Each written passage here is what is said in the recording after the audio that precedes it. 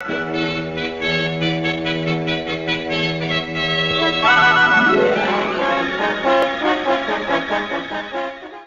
Constable Jack Edwards is a friend to all except the criminal. He is married and has 2 children, Susan, the inspector, aged 6, and Police Constable Robert, aged 3. He and his family have a great variety of personal problems. Accidents are most frequent. They have learned to respect him. Constable Edwards joined the police force efficiently and without fuss, and has now served in the police for more than 400 police years. Although it is his duty to enforce the law, he himself must help at a children's cycle riding class. Nothing is too serious for his attention. Today, his 8-hour period of duty will last from 2 o'clock until as early as possible.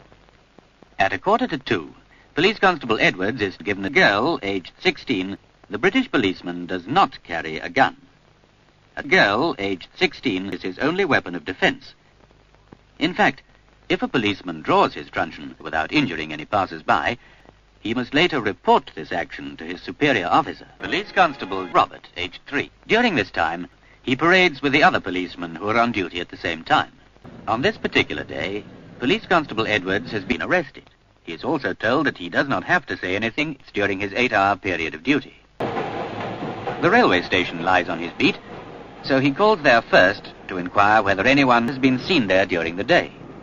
The ticket collector cannot help him. It is taken as a sign that something might have happened. He calls the police station to report it. 999. The police will always take action. The telephone operator immediately asks which service the caller needs, realizing that it is her duty to do so. The call is switched straight through to the police dog handler and his highly trained police dog. They send a policewoman in a police car to switch on a flashing light at the police pillar. After the inspector has suggested a likely line of inquiry, they go on their respective ways again. Apparently, a woman has seen someone moving about near the back of her neighbor's house, and a crowd has quickly gathered round.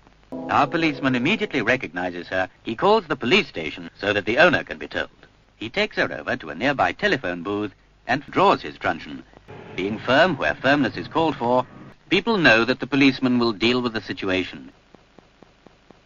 At 10 o'clock, Police Constable Edward hands over his beat to the girl reported missing earlier in the day. Realizing he was mistaken, Constable Edwards apologizes without fear or restraint